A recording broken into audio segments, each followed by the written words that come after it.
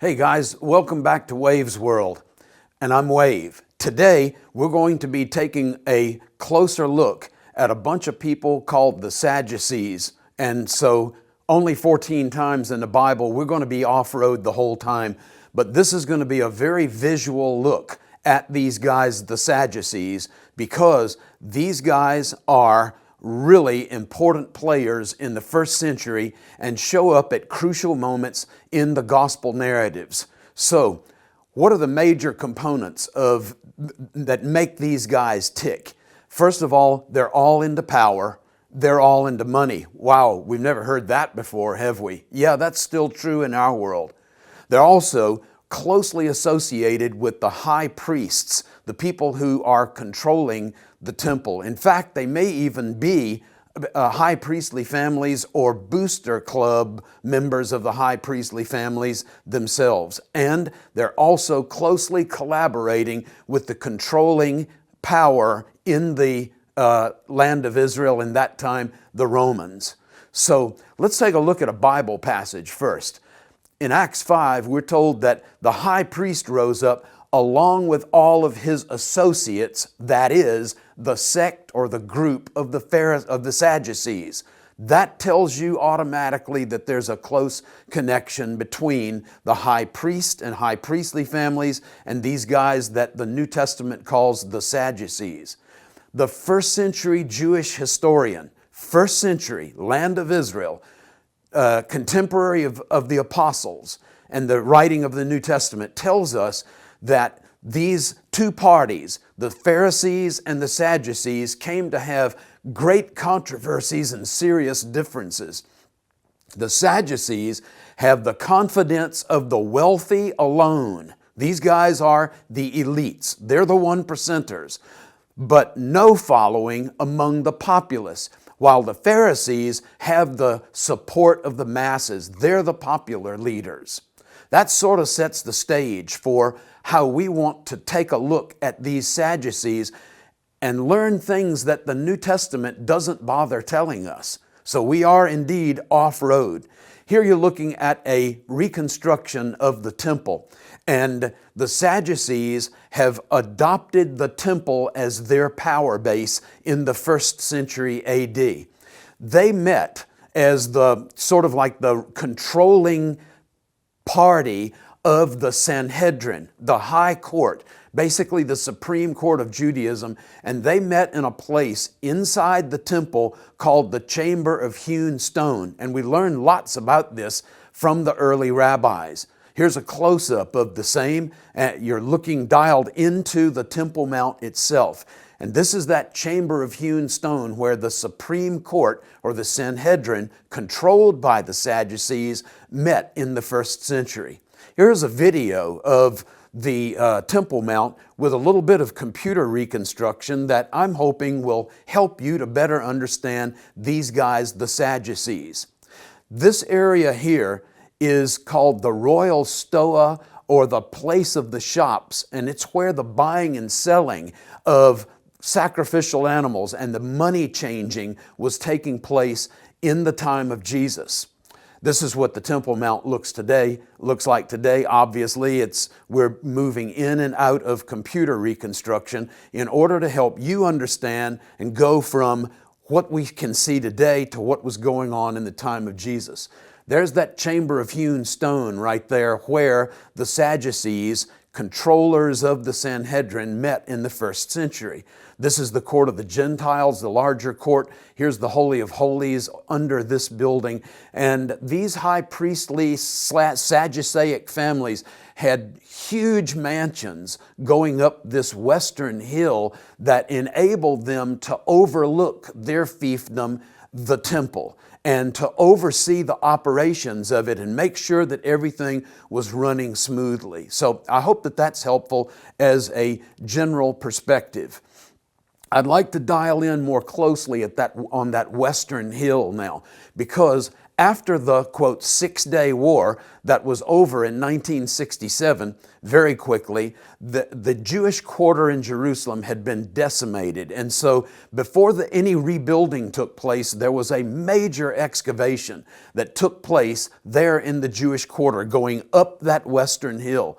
And what was found is absolutely amazing and revolutionizes our understanding of these guys, the Sadducees. So yeah, we're definitely off-road now. Here you've got a picture of a part of what is called the burnt house. It is one of 6 palatial mansions that were built going up that hill that were multi-story. The biggest of these palatial mansions was 6,500 square feet just in terms of the foundation. Now these were multi-level homes, at least 2 stories high. That would give us 13,000 square feet. My home is like 1,700 counting the basement, and yours is probably something like that. But if you go 3 stories, it would be 19,500 square feet. That is a gigantic home mansion by any estimation, ancient or modern. And these guys had a way of supporting that lavish lifestyle. We go to this place practically every time when we're studying with a group in Israel. Here's a group of ours, and we are there in the Burnt House Museum and lecturing literally right there on site, where students can connect ancient text with the archaeology right in front of them and better understand what's going on in the world of the first century, and especially with these guys, the Sadduceic high priests. Here's a picture that was taken or that is on the wall of yet another one of these 6 high priestly, Sadduceic priestly mansions. And what it shows is a picture of the 1, 2, 3, 4, 5, 6, 7 branched candelabra called the menorah, or the menorah, that was in the temple. You even have pictures of what looks like to be on the side there, the beginnings of an attempt to reconstruct or reflect the altar of sacrifice. So something's going on in these mansions with priestly inhabitants and what goes on in the temple. In fact, this is the earliest representation of the menorah that we have in existence. It predates even the Arch of Titus that was constructed just after AD 70 when the Romans destroyed the temple. And you could see the close connection in terms of the look of this menorah or menorah between the one found in the priestly mansions and that is represented on the Arch of Titus in Rome. Also in these priestly mansions, we found lots of scale weights. These guys were really interested in making sure that they got down to the very milligram, the amount of precious metal that was being given to them in exchange for the currency of the temple or a sacrificial animal. Here's a close-up of one of these, and there's actually an inscription on it that gives the name of the owner. It is Beit the house of, or the family of, Katros. And from early rabbinic material, we know that this is one of the names of these high priestly / Sadduceic families living in one of these mansions on the Western Hill. Also found around the temple and in these priestly mansions were silver Tyrian shekels. The reason that this had become the currency of the temple is because these were 95% pure silver, and the Sadduceic high priest insisted on this currency to make sure that they got their shekels worth.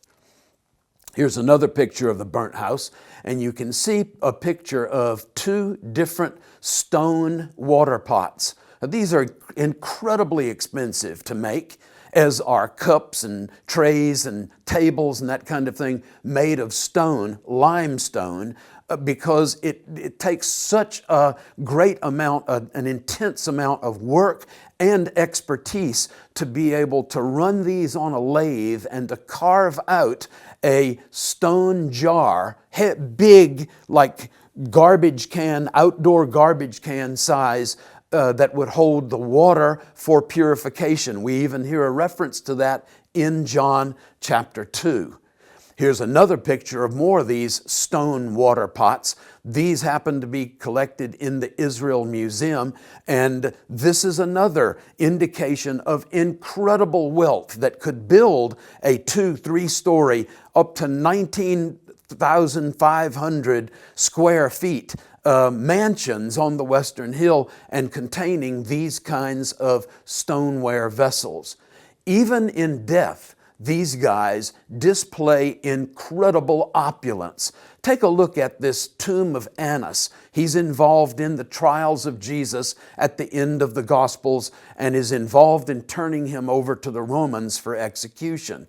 Look inside of Annas's gigantic family tomb. You even have a rosette that is carved into the roof, the ceiling, and you have a picture of the temple. These guys are very much temple oriented, but they are displaying a lifestyle that is incredibly opulent.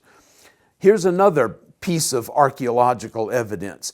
This is if you want to call it, the coffin of Caiaphas, the high priest. And you've probably heard of him in the gospel narratives at the end of Jesus' life, involved in the trials, quote unquote, that resulted in him being turned over to the Romans for execution. Look at the incredible carving that you get. Even on the top, on the lid of this bone box or coffin, you get just unbelievable workmanship. And this is also limestone. This isn't wood, this is limestone with that kind of carving in its face and on the top. We know that this is Caiaphas's bone box or ossuary or coffin because there's an inscription here on the end of it. And a blow-up will tell you that this reads Kepha, or rather Joseph bar Kepha, Joseph the son of Caiaphas, which is his full name as it shows up in the writings of that first century author Josephus. Now let's take a look quickly at some sources that are literary in nature, written sources from the time. First and Second Maccabees and a text from the early rabbis tell us that this temple of Jesus, that not Solomon's, but the second temple, was destroyed because the leadership bought the high priesthood with money. So these guys are actually engaged in buying their position from the Romans. There's money changing hands. Here's another ancient text of the early rabbis. On what account did the priests of the second temple, we're talking about those Sadduceic high priests, go into exile? Because they loved money and they hated one another. Does that give you motive? Does that tell you their orientation, what really made them tick? I think so. Another early text from the rabbis. In the second temple, they were loving wealth and they were hating each other, and listen to this, for no reason.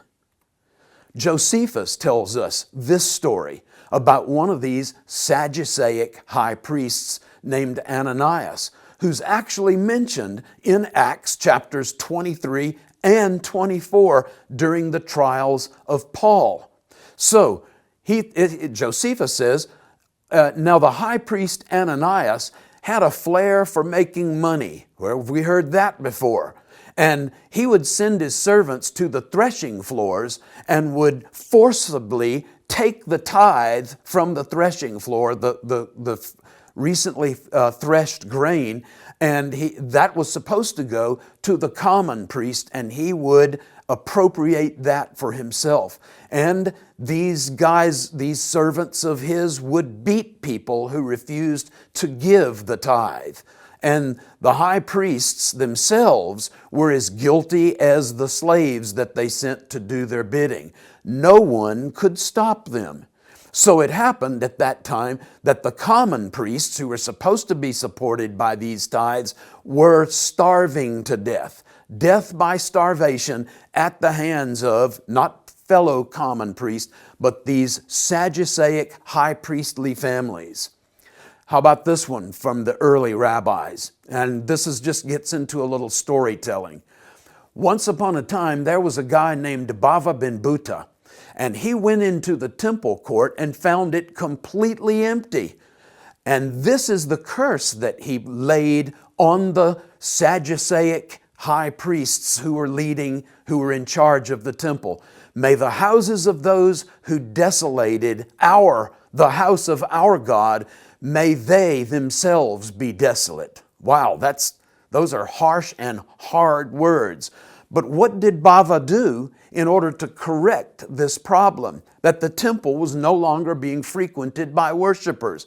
He went and bought a whole flock of animals, sacrificial animals, brought them into the temple and gave them away. Is that telling you that maybe the sacrifices had become so expensive that no one could afford them and therefore were not coming to the temple to offer sacrifice to the God of Israel? That sounds like it to me. And Bava had to intervene in that inappropriate system. Here's another story. I hope you like them. This is also from the early rabbis. One time in Jerusalem, the cheapest offering you could offer in the temple, a pair of turtle doves. We hear about these at the birth of Jesus and at the time when they were being purified in order to enter into the temple. Pair of doves were costing $1,500 for two little birds. So one of the famous rabbis of the time, actually a son of Gamaliel, who shows up in the Bible a couple of times, Rabban Shimon ben Gamliel said, "By the temple I'm swearing, I will not allow this night to pass before they cost only $60. Then he went into the temple and he made a ruling that brought down the price down to $15 for a pair of sacrificial birds.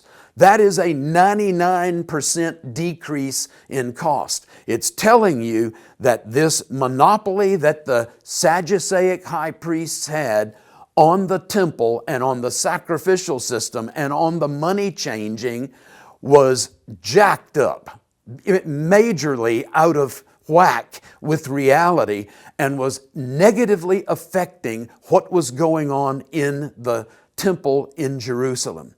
Now, does knowing, hearing, interacting with these ancient stories, one just before Jesus' time and one just after Jesus' time, put into perspective how Jesus interacted with these Sadduceic high priests? At one point in Matthew, when they approach him, asking him a question about, hey, the resurrection of the body is not really possible. That's just not a workable reality. Jesus dismisses them. Instead of dialoguing with them extensively like he does the Pharisees, he says, "You're wrong because you don't understand the scriptures and you don't understand God's power. And just leave. You don't even know what you're talking about." Does it also help us to understand what's going on in the last week of Jesus' life when he cleanses the temple? Well, actually, there are two temple cleansings by Jesus. One at the beginning of his ministry, John tells us about that, and one at the end of Jesus' ministry, Matthew, Mark, and Luke tell us about that one. This fits in perfectly with what we see going on with this guy Bava ben Buta in the generation before Jesus and with Shimon ben Gamliel in the generation after Jesus.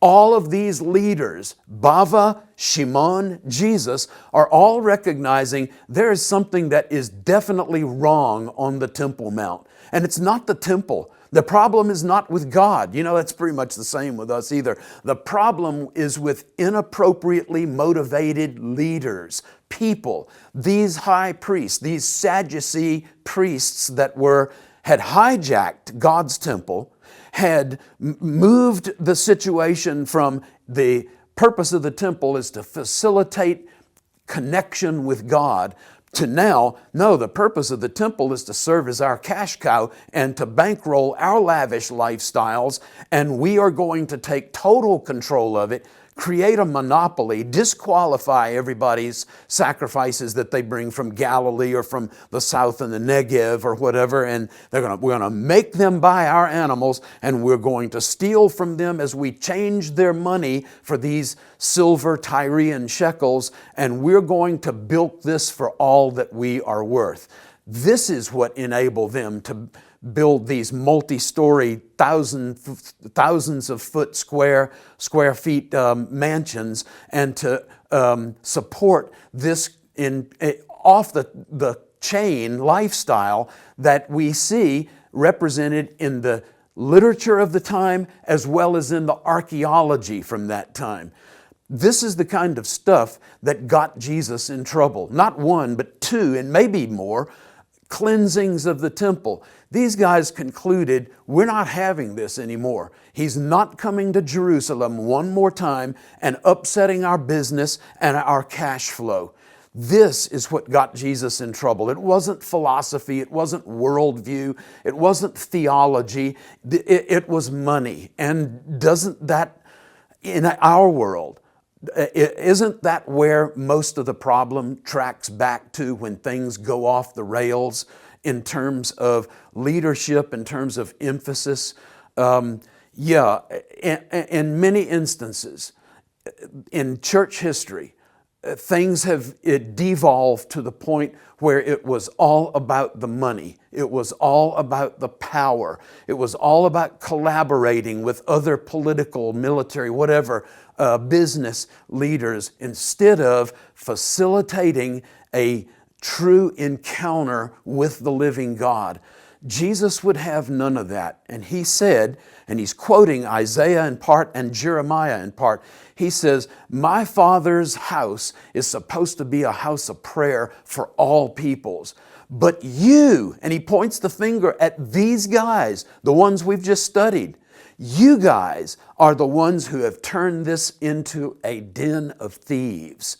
How appropriate, both of those passages, Isaiah and Jeremiah, how appropriate that is to addressing this issue in Jesus' world. Well, you know, guys, I really hope that this up close and personal look at the world of Jesus is going to truly move the ball in your life and help you to understand Jesus in His world, in His context. And in that way, I trust that that is going to enable you to see Him in His intellect, in His creativity, in His bravery, in His person, and to adore Him even more. And I hope that it inspires even greater worship in a way that will restore true and pure worship in all of our lives. Hey, God bless you, and we'll see you next time.